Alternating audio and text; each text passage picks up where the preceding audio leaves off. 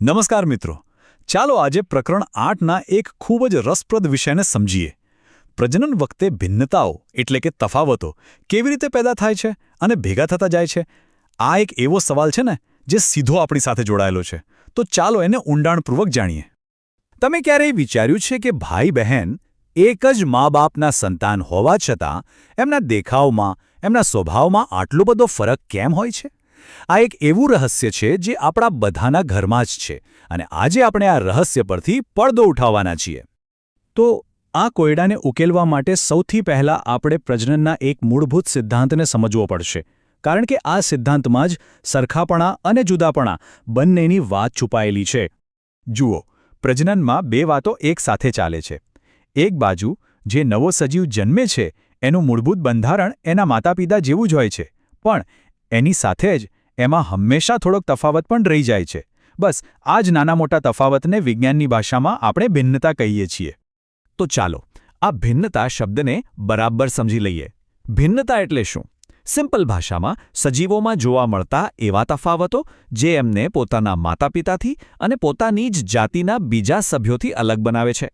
જેમ કે આપણી આંખોનો રંગ, આપણા વાળનો પ્રકાર કે પછી આપણી ઊંચાઈ. ઓકે, તો તફાવત હોય છે એ તો આપણે સમજ્યા, પણ સૌથી મોટો સવાલ એ છે કે આ ભિન્નતાઓ આવે છે ક્યાંથી? આ બધા તફાવતોનું મૂળ શું છે? ચાલો એની જરા તપાસ કરીએ. આ આખા રહસ્યનો જવાબ છુપાયેલો છે ડીએનએમાં. જ્યારે પણ કોઈ સજીવ પ્રજનન કરે ત્યારે એના કોષમાં રહેલા ડીએનએની એક કોપી બને છે. હવે આ કોપી બનાવવાની પ્રક્રિયા છે ને એ એકદમ પરફેક્ટ નથી હોતી. એમાં ક્યારેક નાની નાની ભૂલો થઈ જાય છે અને બસ આ જ નાની ભૂલો ભિન્નતાનો મુખ્ય સ્ત્રોત છે.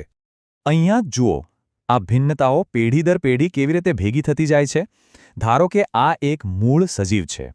એની પહેલી પેઢીમાં એકદમ નાનકડો સૂક્ષ્મ તફાવત આવ્યો, પણ જ્યારે બીજી પેઢી આવશે ને ત્યારે એ જૂના તફાવતની સાથે નવા તફાવતો પણ ઉમેરાશે, એટલે ભિન્નતા વધુને વધુ સ્પષ્ટ થતી જશે. હવે એક બીજી મજાની વાત, એવું નથી કે બધા પ્રકારના પ્રજનનમાં એક સરખી ભિન્નતા જોવા મળે. ના, પ્રજનનનો પ્રકાર કયો છે એના પર પણ આધાર રાખે છે કે ભિન્નતા કેટલી પેદા થશે. દાખલા તરીકે અલિંગી પ્રજનનની વાત કરીએ, જેમાં ફક્ત એક જ પિતૃ હોય છે. અહીંયા ભિન્નતા ખૂબ જ ઓછી હોય છે. તમે શેરડીનું ખેતર જોયો છે? લગભગ બધા જ સાંઠા એક સરખા લાગે, બરાબર ને? કારણ કે ત્યાં ભિન્નતા માટે બહુ ઓછો અવકાશ છે. પણ જેવું લિંગી પ્રજનન આવે, જેમાં બે અલગ અલગ પિતૃઓના ડીએનએ ભેગા થાય, ત્યાં તો જાણે ભિન્નતાની ધમાલ મચી જાય છે. એટલે જ તો મનુષ્યો અને મોટાભાગના પ્રાણીઓમાં આપણને આટલી બધી વિવિધતા જોવા મળે છે. ઓકે, તો આપણે સમજ્યા કે ભિન્નતા કેવી રીતે આવે છે, પણ આનો ફાયદો શું? શું આ ખાલી દેખાવમાં અલગ લાગવા માટે જ છે?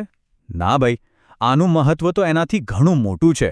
ચાલો સમજીએ કે જીવસૃષ્ટિને ટકી રહેવા માટે આ ભિન્નતાઓ કેટલી જરૂરી છે.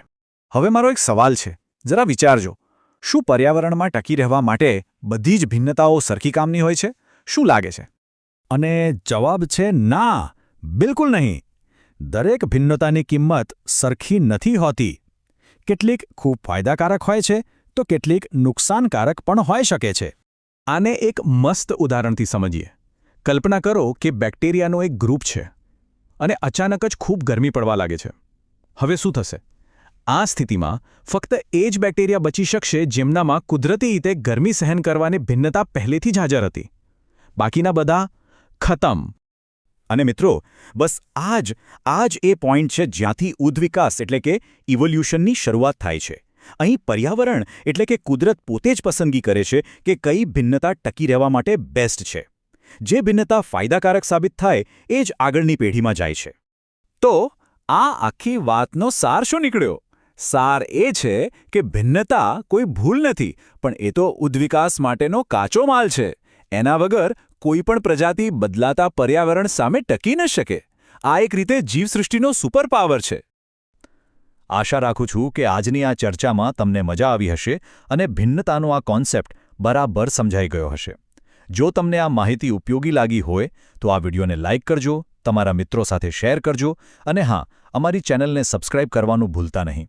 ફરી મળીશું એક નવા જ્ઞાન સાથે. આભાર.